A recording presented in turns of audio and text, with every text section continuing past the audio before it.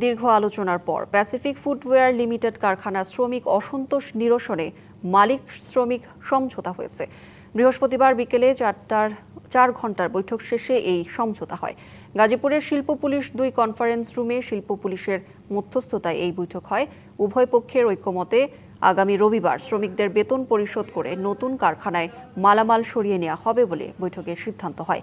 এ সময় উপস্থিত ছিলেন শিল্প পুলিশের অতিরিক্ত পুলিশ সুপার খলিলুর রহমান, কলকারখানা ও প্রতিষ্ঠান পরিদর্শন অধিদপ্তরের সহকারী মহাপরিদর্শক মোহাম্মদ রবিউল ইসলাম বাঁধন, প্যাসিফিক ফুটওয়্যার লিমিটেডের ব্যবস্থাপনা পরিচালক এস.এম. হাসানুজ্জামান টিটো ও শ্রমিক প্রতিনিধিরা।